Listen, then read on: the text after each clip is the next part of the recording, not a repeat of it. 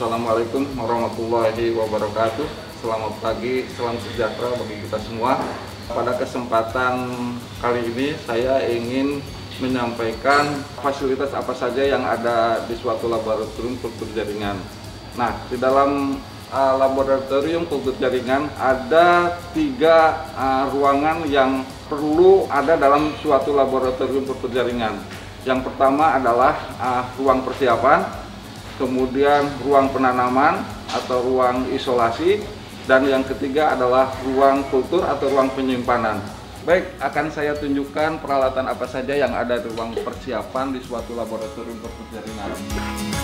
Nah, peralatan yang ada di dalam suatu lab kultur jaringan, khususnya di ruang persiapan, saya kira peralatannya itu peralatan yang cukup umum yang biasa ada di suatu laboratorium. Contohnya pH meter.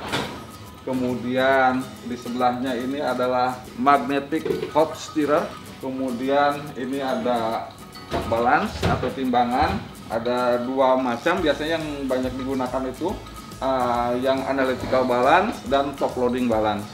Kemudian kalau ini untuk alat pengaduk. Kemudian yang paling penting lagi adalah peralatan untuk sterilisasi. Nah, di dalam suatu laboratorium kultur jaringan ada 2 macam alat sterilisasi yang sering digunakan, yaitu untuk sterilisasi basah menggunakan autoclave seperti ini, kemudian sterilisasi kering dengan menggunakan oven seperti ini.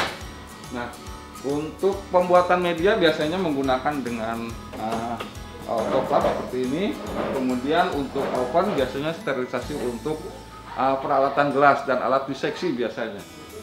Nah, kemudian peralatan lain adalah ini distilling unit, yaitu peralatan untuk membuat aquades kalau istilah umumnya, ya, atau untuk membuat air demineralisasi. Nah, biasanya ini digunakan untuk pembuatan larutan suatu media dalam kultur jaringan. Saya kira itu. Maaf, satu lagi, ini peralatan yang lain adalah peralatan yang umum, refrigerator, di mana di situ kita biasanya menyimpan larutan-larutan stok untuk pembuatan media. Di ruang persiapan ini, selain peralatan yang sudah ditunjukkan tadi, ada satu hal yang ingin saya tunjukkan. Biasanya di ruang persiapan ini ada lemari penyimpanan bahan-bahan kimia yang biasa digunakan untuk pembuatan media.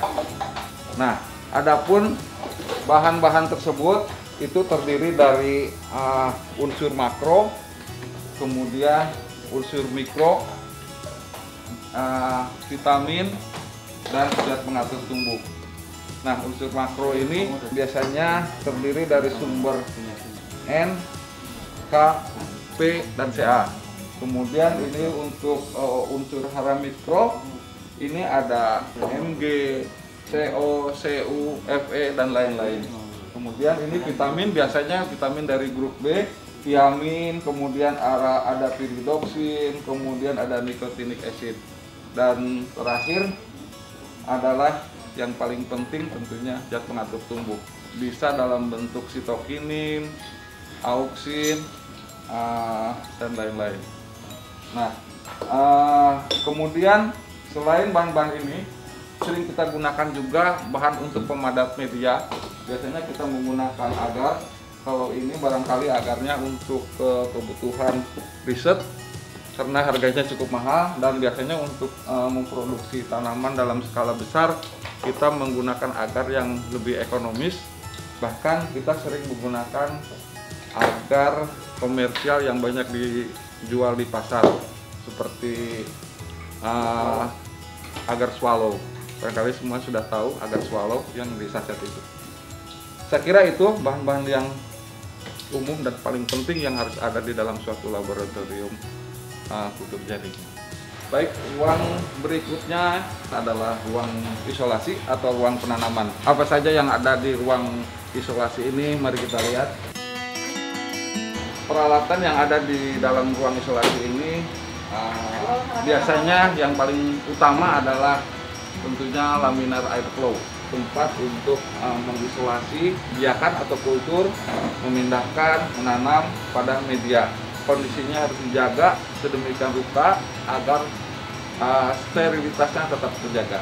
Di dalam ruang ini biasanya kita persiapkan ada mikroskop, kita lihat di dalam ada mikroskop, kemudian juga ada timbangan dan tentunya alat diseksi.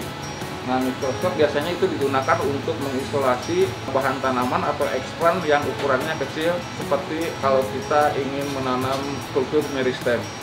Sementara kalau timbangan biasanya karena kita di suatu laboratorium riset, biasanya kita ada pengamatan untuk penimbangan kalus, kemudian juga kultur dan lain-lain. Alat diseksi yang biasa digunakan dalam kultur jaringan biasanya pisau, skalpel, kemudian ada pinset dari beberapa ukuran biasanya, kemudian ada gunting, kadang-kadang juga ada pengaduk, spatula. Ya, itu biasanya alat-alat yang biasa digunakan dalam proses penanaman kultur. Hal lain yang ada di dalam ruang penanaman adalah prakultur yang berisi media kultur. Dari persiapan tadi di ruang tanam, pembuatan media, biasanya media yang sudah selesai dibuat kemudian disimpan di ruang ini. Diharapkan nanti di dalam ruangan ini karena sterilitasnya cukup terjaga, diharapkan media ini tidak terkontaminasi dan siap nanti untuk ditanam di laminar airflow. Terakhir adalah ruangan yang memang harus ada di dalam suatu laboratorium kultur jaringan, yaitu ruang penyimpanan atau ruang inkubasi. Nah, di ruangan ini tentunya dilengkapi dengan rak-rak kultur dan biasanya raknya ini dilengkapi dengan alat penerangan, bisa dalam bentuk TL seperti ini atau kadang-kadang ada beberapa lab yang menggunakan lampu LED. Nah, selamanya penyiraran yang dari setiap rak ini atau dalam suatu ruang inkubasi itu diatur oleh timer seperti ini. Lamanya penyinaran biasanya itu selama 16 jam dalam satu hari. Ya, jadi 16 jam terang, kemudian sisanya 8 jam gelap. Nah, biasanya diatur dengan timer seperti ini. Kemudian tentunya ruangan kultur ini harus dilengkapi dengan alat pendingin karena memang suhunya harus bisa kita kontrol, tergantung jenis tanaman apa yang akan kita biakan. Biasanya itu sekitar 21 sampai 24 derajat Celcius. Kemudian juga di ruangan ini terkadang dilengkapi dengan peralatan untuk kultur sel, yaitu menggunakan shaker seperti ini. Biasanya alat shaker yang ada di bawah itu biasanya digunakan untuk kebanyakan pada tanaman pada medium cair. Jadi dia menggunakan medium cair yang di shake atau digoyang. Saya menggunakan shaker. Saya kira itu yang ada di ruang kultur ini.